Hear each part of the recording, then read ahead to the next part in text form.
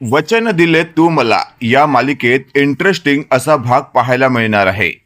शिर्केला जेव्हा कळतं की ऊर्जाने पोलिसात असं स्टेटमेंट दिलं आहे, गोळी तर तिने चालवली आहे, पण तिच्या बंदुकीतली गोळी ही विक्रांतला लागलेलीच नाहीये। त्यानंतर शिर्के विचार करत असतो, मग या सगळ्या मागचा मास्टर माइंड कोणतरी वेगळा आहे, म्हणजे ऊर्जाला फक्त आणि फक्त बळीचा बकरा बनवलेला आहे। आता या सगळ्या मागे नेमकं कोण आहे हे जर मला शोधून घ्यायचं असेल तर मला तुरुंगात जाऊन ऊर्जाची भेट घ्यावी लागेल। आणि अशातच आता रात्रीच्या रात्री हर्षवर्धनला काही न कळवता हा शिर्के ऊर्जाला भेटायला पोलीस स्टेशनमध्ये गेलेला असतो। तिथे आमदार साहेब आले आहेत म्हणून लगेचच आता तिथले पोलीस अधिकारी लगेचच उठून उभे राहतात आणि म्हणत असतात, काय झालंय आमदार साहेब? अहो काय असेल तर आम्हाला कळवायचं, आम्ही तिथे आलो असतो।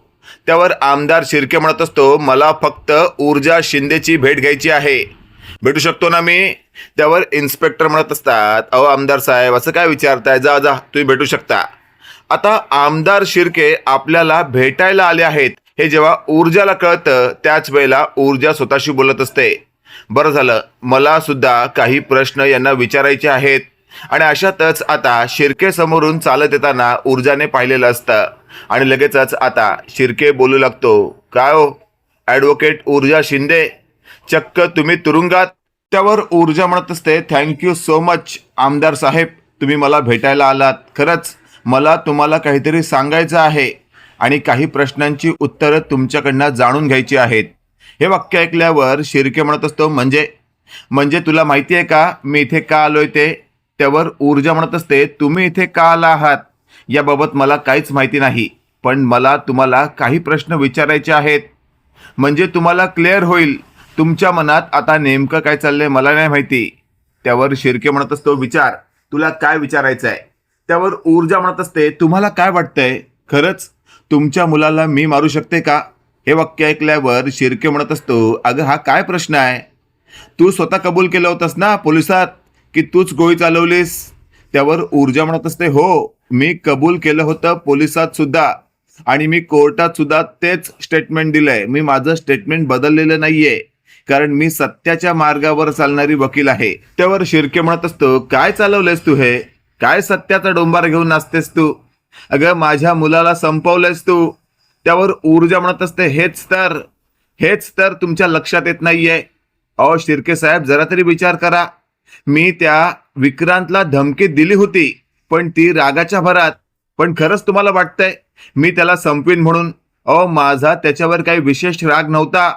हे सगळं ऐकल्यावर आता शिर्के म्हणत असतो, म्हणजे नेमकं तुला म्हणायचं काय आहे? त्यावर शिर्केला ऊर्जा म्हणत असते, तुम्हाला सुद्धा माझं स्टेटमेंट कळलंच असेल ना की मी पोलिसात फक्त असं स्टेटमेंट दिलंय की गोळी मी चालवली, पण मी हेही सांगते की माझ्या गोळीने विक्रांत मेलेला नाहीये। त्यावर शिर्के म्हणत असतो, अगदी बरोबर बोललीस तू, हेच तुझं वाक्य माझ्या मनाला भिडलं आणि माझ्या मनात अनेक प्रश्न निर्माण झाले, त्या प्रश्नांची उत्तरं मला तुझ्याकडून हवी आहेत। हे वाक्य ऐकल्यावर ऊर्जा म्हणत असते, विचारा ना। त्यावर शिर्के म्हणत असतो, तुला असं म्हणायचं आहे की गोळी तू चालवलीस, मग गोळी लागली कशी नाही माझ्या मुलाला तुझ्याकडची गोळी? तिसरा व्यक्ती कोण होता? त्यावर ऊर्जा म्हणत असते, तेच तर शोधून काढायचं आहे आणि ते शोधून काढण्यासाठी मला तुरुंगातून बाहेर यावं लागेल। हे सगळं ऐकल्यावर आता शिर्के म्हणत असतो, काय गॅरंटी उद्या जर मी तुला तुरुंगातून बाहेर काढलं तर तू पुन्हा काही गडबड करणार नाहीस? त्यावर ऊर्जा म्हणत असते, शिर्के साहेब हात मिळवणी करा, आपण या मागचा मास्टर माइंड शोधून काढू आणि विक्रांतच्या खुनाला शिक्षा देऊ। त्यावर शिर्के म्हणत असतो, खरं तर मला या सगळ्यात एकाच व्यक्तीवर संशय आहे। त्यावर ऊर्जा म्हणत असते, कोणावर? त्यावर शिर्के म्हणत असतो, तुझ्या सासऱ्यावर हर्षवर्धन जहागीरदारवर। हे वाक्य ऐकल्यावर ऊर्जा मनातल्या मनात म्हणत असते, शिर्के साहेब जे काही बोलतायत ते अगदीच चुकीचं नाहीये, मला सुद्धा काल रात्री हर्षवर्धन जहागीरदारवरच संशय आला आणि शिर्के साहेब बोलतायत म्हणजे 100% जवळजवळ हे सगळं हर्षवर्धन जहागीरदारनेच घडवून आणलं असावं। आणि अशातच आता शिर्के म्हणत असतो, ऊर्जा जर तू खरंच खुनी नसशील आणि खुनी जर कोणी वेगळा असेल तर त्याला शिक्षा झालीच पाहिजे। मी करतो तुझ्याशी हात मिळवणी, सांग काय कसं करायचं आहे? आता ऊर्जाने सांकेतिक भाषेमध्ये हर्षवर्धनच्या विरोधात आपण नेमकं काय करायचं हे या शिर्केला समजावलेलं असतं. शिर्के म्हणत असतो, ठीक आहे, मी इथे तुला भेटून गेलोय, हे कोणालाच कळता कामा नये. त्यावर ऊर्जा म्हणत असते, मी कोणालाच सांगणार नाही, पण इथे बाहेर असलेले पोलीस आणि हवालदार त्यांचं काय? त्यावर आमदार शिर्के म्हणत असतो, त्यांचं तू टेन्शन घेऊ नको, तुला माहिती आहे ना मी आमदार आहे, माझी पॉवर काय, मी यांना बरोबर दाखवून देतो, बघ यांची कशी भंबेरी उडेल. आणि अशातच आता शिर्के तिथून बाहेर पडतो. बाहेर जाताना त्याने तिथे असलेल्या इन्स्पेक्टर आणि हवालदारांना स्पष्ट समजावलेलं असतं, मी इथे येऊन गेलो आहे, हे कोणालाच कळता कामा नये. हे वाक्य ऐकल्यावर आता शिर्केला तिथे असलेला इन्स्पेक्टर म्हणत असतो, काळजी करू नका साहेब, तुम्ही म्हणताय तसंच होईल. आणि त्यानंतर तिथून आमदार शिर्के हा निघून गेलेला असतो. इकडे आपण पाहतोय आता दुसऱ्या दिवशी कोर्टात पुन्हा एकदा केस सुरू होते आणि त्यावेळेला तिथे हर्षवर्धनला अजिबातच माहिती नसतं की ऊर्जा आणि शिर्के हे दोघं मिळालेले आहेत. आणि अशातच आता हर्षवर्धन स्वतःचा तिसरा प्लॅन सुरू करतो. तो म्हणजे असा की आजच्या आज त्याने ऊर्जाला सोडवण्याचा निर्णय घेतलेला असतो, कारण ऊर्जाला त्याने काही अटी सांगितलेल्या असतात आणि त्या अटी ऊर्जाने मान्य केलेल्या असतात. त्यानंतर हर्षवर्धन स्वतःशी बोलतो, चला, माझ्या अटी या ऊर्जाने मान्य केलाय, याचाच अर्थ यापुढे सगळं माझ्या मनासारखंच घडणार. आणि अशातच आपण पाहतोय मागचा पुढचा विचार न करता आता हर्षवर्धन थेट कोर्टामध्ये आपली नवीन पद्धत सुरू करतो, ज्यामुळे तिथे आता ऊर्जाला जज साहेबांना थेट बेल द्यावीच लागते. आणि त्या बेलमुळे आता तिथे ऊर्जाचे असलेले प्रशंसक किंवा समर्थक खूपच खुश होतात आणि ऊर्जा सध्या तरी बेलवर सुटली आहे, त्यामुळे तिची ही बातमी सोशल मीडियावर व्हायरल होते. ही बातमी आता तिकडे आमदाराच्या बायकोला म्हणजेच विक्रांतच्या आईला कळताच ती म्हणत असते, काय हो, काय चाललंय हे सगळं, ही आपल्या मुलाची खुनी अशी कशी काय सुटू शकते, काय कायदा व्यवस्था आहे की नाही? त्यावर आमदार शिर्के म्हणत असतो, अहो काळजी करू नका तुम्ही, या सगळ्या मागे मीच आहे. हे वाक्य ऐकल्यावर आता आमदाराची बायको म्हणत असते, म्हणजे तुम्हाला असं वाटतंय की आपल्या मुलाच्या खुनीला अजिबातच शिक्षा होई नाही का? त्यावर आमदार शिर्के म्हणत असतो, अगं आपल्या मुलाला ज्या व्यक्तीने मारलंय ना त्याचाच शोध घेतोय मी. हे वाक्य ऐकल्यावर अर्पिता बोलू लागते, अहो पप्पा काय बोलताय तुम्ही, हे आपल्या विक्रांतला या ऊर्जा शिंदेने मारलंय आणि तुम्ही भलताच दुसरा खुनी कुठला शोधताय? त्यावर आमदार म्हणत असतो, अगं अर्पिता बेटा शांत हो, काही गोष्टी तुम्हाला सध्या तरी कळणार नाहीत, पण इथे ऊर्जा शिंदेला बकरा बनवून तिसऱ्याच कोणत्या तरी व्यक्तीने आपल्या विक्रांतला संपवलंय. हे सगळं ऐकल्यावर अर्पिता आणि अर्पिताची आई एकदमच शॉक होतात. त्यावर अर्पिता म्हणत असते, पप्पा जर असं असेल ना तर त्या व्यक्तीला सोडायचं नाही हा. त्यावर आमदार शिर्के म्हणत असतो, अगं नको काळजी करूस तू, त्या व्यक्तीला यमसदनी पाठवण्यासाठी मी काहीही करू शकतो. हे वाक्य ऐकल्यावर आता अर्पिता म्हणत असते, हो ना, हिम्मत कशी झाली त्या माणसाची माझ्या भावाला मारायची. आणि अशातच आपण पाहतोय आता ऊर्जा ही बेलवर सुटल्यानंतर थेट आता तिथून ती शौर्याच्या जवळ आलेली असते. शौर्य लगेचच ऊर्जाला मिठी मारतो. शौर्य म्हणत असतो, ऊर्जा खरंच तुला बेलवर सुटलेलं पाहून मला खूपच बरं वाटतंय.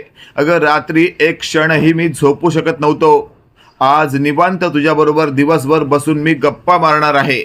त्यावर ऊर्जा मनातल्या मनात म्हणत असते, नाही शौर्य नाही, आता बेलवर सुटले तर आहे मी, पण एकही क्षण मला वाया दवडायचा नाहीये. मला फक्त आणि फक्त त्या व्यक्तीला शोधायचं आहे ज्या व्यक्तीने मला इथपर्यंत पोचवलं आहे. आणि अशातच आपण पाहतोय शौर्य म्हणत असतो, चल ऊर्जा, आत्ताच्या आत्ता आपण घरी जाऊया.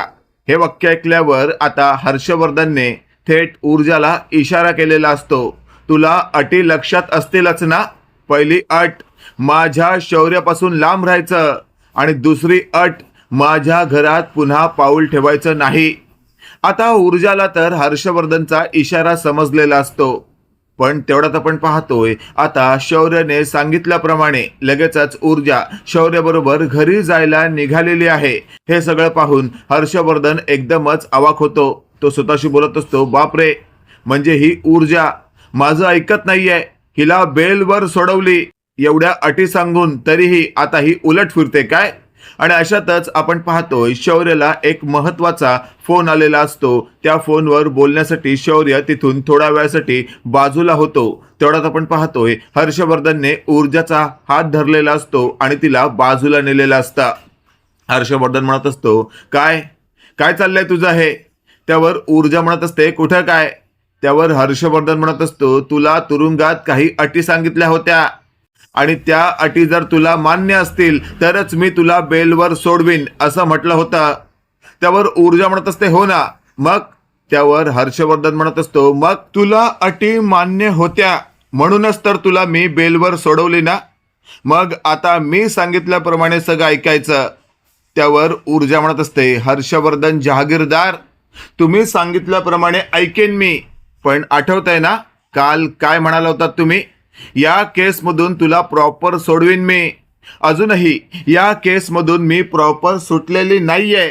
फक्त तुम्ही मला बेलवर सोडवलेली आहे.